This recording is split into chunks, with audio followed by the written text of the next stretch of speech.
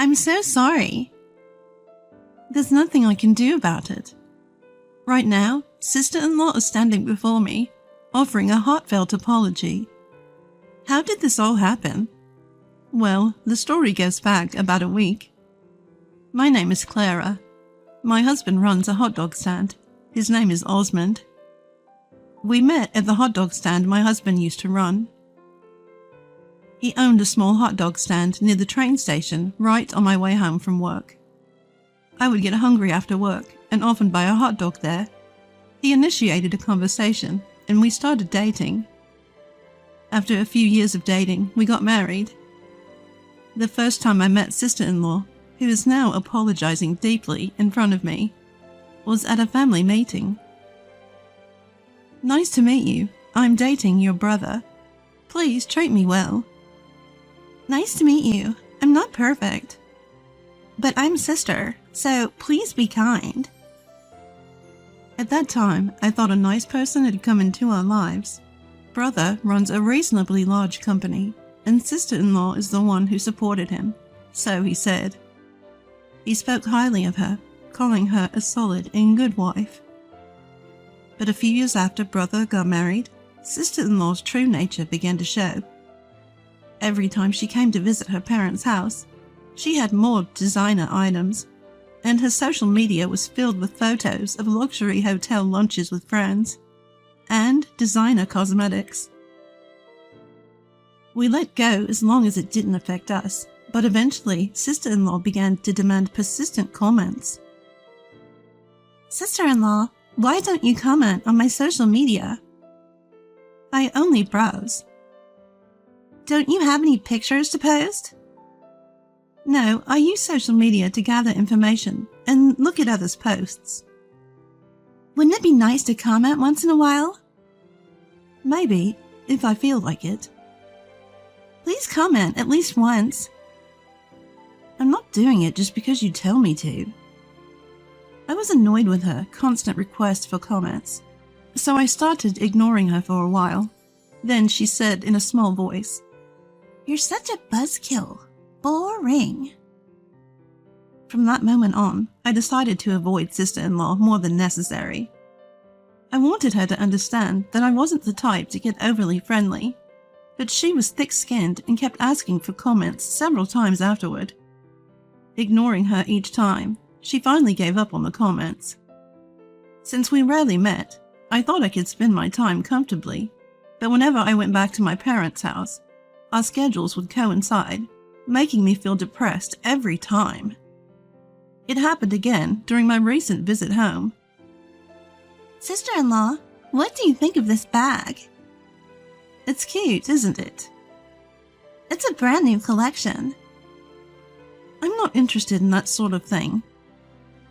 Come on now, every girl loves brand name bags, don't they? I genuinely had no interest in brands or expensive accessories, but it seemed to have struck a nerve with her that I wasn't envious.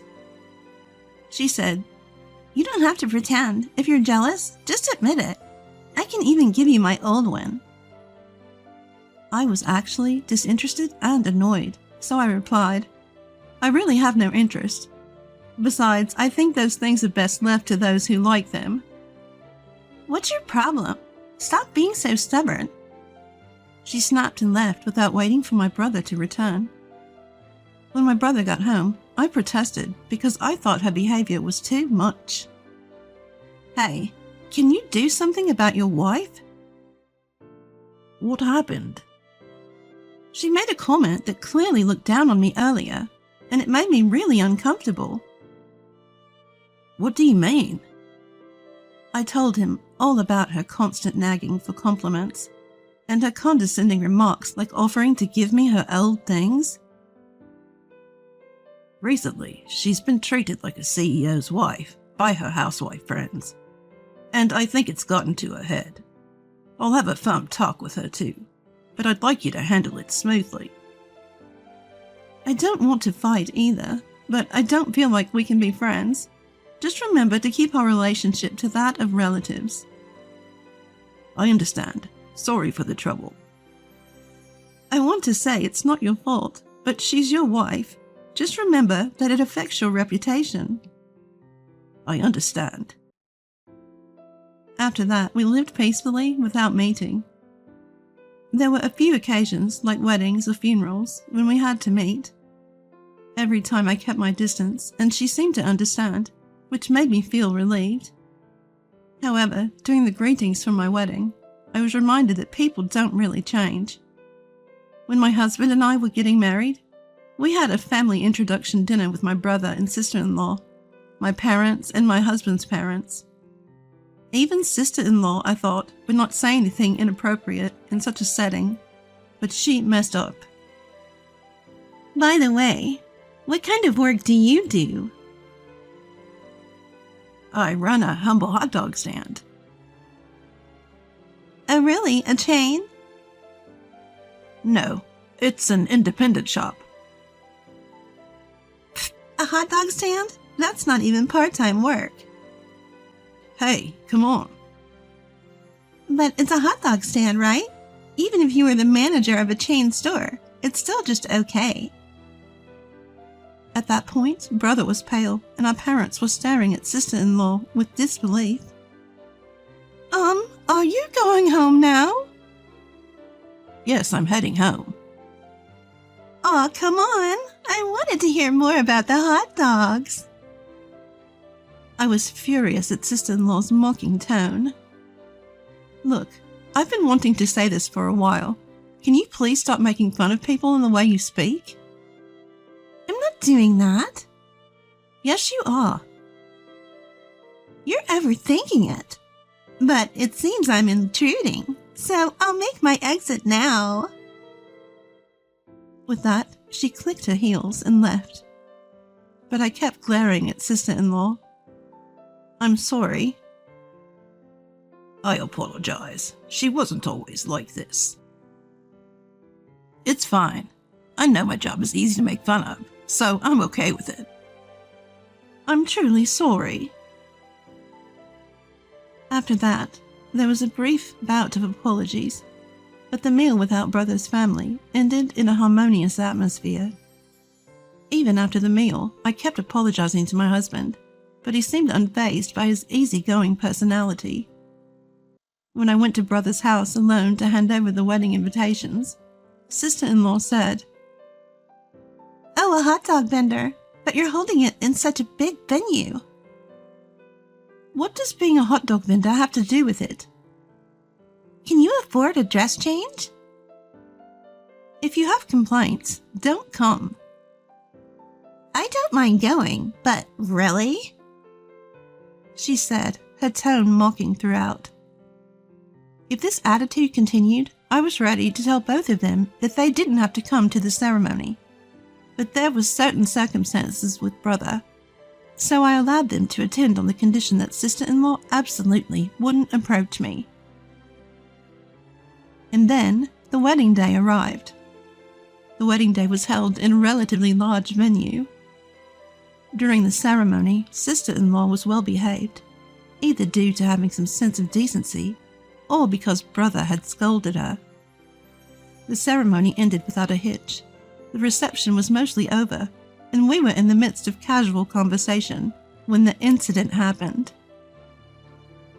As a crowd gathered around the bride and groom's seats, a drunken sister-in-law approached. She gulped down the champagne in her hand and loudly proclaimed, "A hot dog vendor's wife is headed straight for a low-life existence, isn't she?" The room went dead silent at her words. Sister-in-law, oblivious to the recoiling of those around her, continued to disparage my husband. Then, from a little distance where he was chatting, brother flew over and yelled, "You! What are you saying?" But it's true, isn't it? Being a hot dog vendor's wife is pretty low, right? She spent her life filthy in front of the kitchen. That's how it feels. You just shut up. Why are you defending her? It's the truth, isn't it? At that moment, my husband stood up and said, "You. It's over." What? Right then and there, Brother turned to those around and offered a heartfelt apology. My wife is really very sorry. No, I understand your family's way of thinking well enough. What? What is it? What's going on? Listen, the guests at this venue are people who have invested in Brother's company or are business partners. What? What have you done? But why? Why would a hot dog stand owner invite such people? They're not your customers. Osmond, you see, runs a hot dog stand as a hobby. He's an investor, far wealthier than us, and holds a much higher position. He's been investing in my company and even made contracts because my sister was getting married. You've ruined everything. No way! Yes, my husband's true identity is that of an investor. He found success at a young age and started a hot dog stand as a hobby while continuing his investments. However, he mostly entrusts others with the work. He has a large network but lives modestly without any extravagant lifestyle. I was surprised when I found out he was an investor, but I admired his attitude of being wealthy yet living modestly and only spending money on what's really needed, which led me to marry him.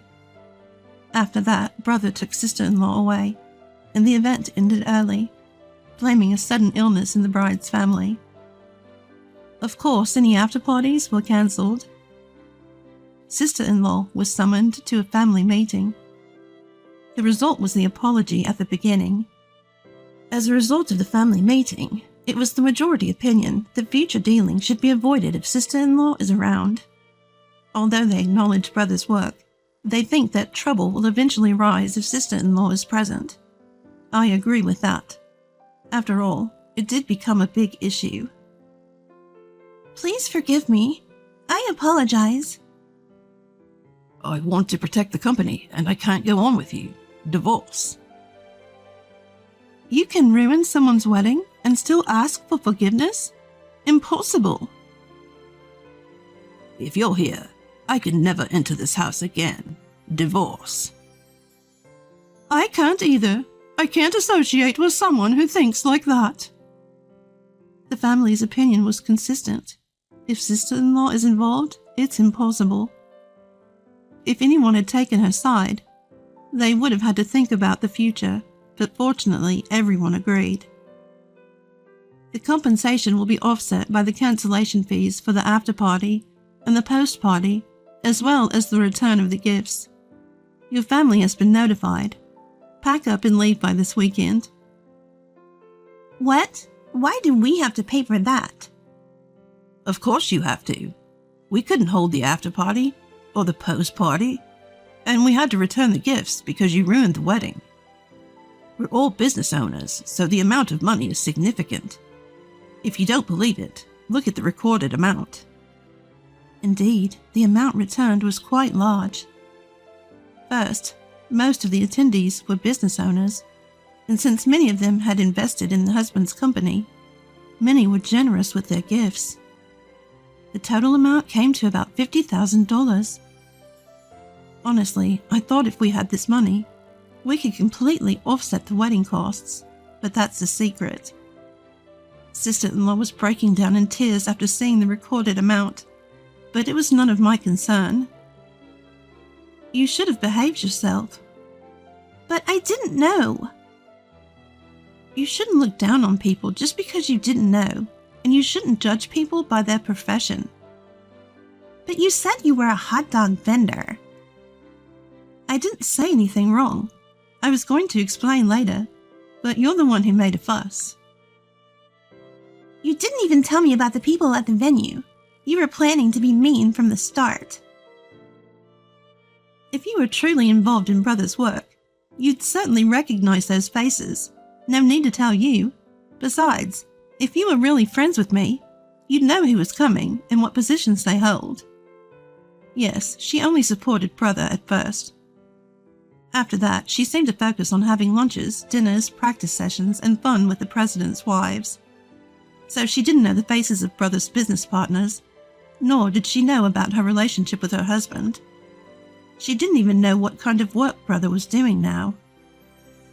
If she had been working with Brother, she should have known who the business partners were, and normally, she should have supported him as an entrepreneur's wife. But sister-in-law said, "I'll work hard on my relationships with women. So you work hard at your job. Entertaining the president's wives is part of the job." And she didn't seem to listen. Though he tried to tell her several times, sister-in-law maintained an attitude of, "I'm doing my best on my own." And it seemed like Brother had given up. "You're the one who cut off the friendship." "I don't like your snide remarks. They belittle me. Besides, you don't normally say things to diminish the groom at someone's wedding. You keep it to a greeting." Wah! Wah! Sister-in-law was sobbing like a child, but it had nothing to do with me. "Sorry, but can you take her away quickly? She's noisy." "I apologize, but my daughter's parents are coming here to pick her up today." "What's that? You never intended to forgive her in the first place?" "Of course not, because I'm turning a blind eye to your overspending, so be grateful. Or shall I charge you the $80,000 for the overspending? It won't be offset." Inwardly, I thought, so, she overspent beyond our means, huh? But I felt a little lighter knowing I didn't have to deal with sister-in-law anymore. After a while, sister-in-law's parents arrived and tried to apologize deeply at the entrance, but I said, "I don't need that, and I don't intend to forgive her. Can you please take her back quickly?" Sister-in-law's parents simply said, "We're sorry," and took sister-in-law away. Later, I received a DM from sister-in-law on social media. "I'll never forgive you for stealing my glamorous life as a CEO's wife. You're rich, so pay me $100,000 as compensation for ruining my life. Or let me meet Brother and tell him that I've forgiven him. So we should remarry. I'll forgive you for ruining my life if you do that. And send me gifts for the birthdays and anniversaries you've missed. I'll forgive you if you send me some of the latest designer bags." The DM read. I quietly forwarded it to Brother. From what I heard, sister-in-law seems to be living alone in a small apartment, having even been kicked out of her family home. Apparently, after the divorce, she'd written something like a contract stating that if she ever tried to contact me or Brother, she would have to pay a used-up fee, and since she broke that agreement, sister-in-law received a bill for $8 million. Sister-in-law tried to get her parents to pay, but sister-in-law's parents were a typical middle-class family. Even though she's their only daughter, it was not an amount they could casually pay. As a result, they told her to pay it on her own, and that they knew nothing about it, and she was driven out of her family home, now persuaded by Brother for repayment. For a while, I kept an eye on sister-in-law's account, but whether she ran out of photos or her friends found out about the divorce, sister-in-law's social media account was gone before I knew it. As for me, I'm working happily with my husband. The work is tough since it's a new job, but chatting with my husband's investment clients and students after school makes it enjoyable. Since my husband isn't fond of luxury, we live a modest life together. The other day I thought I saw sister-in-law. She looked completely different from her once neat appearance, wearing saggy old sweatpants and cheap slippers, carrying shopping bags. I thought, if only she had listened to what people told her, this wouldn't have happened. But I decided it was a waste of time to feel sorry for her and stopped thinking about it.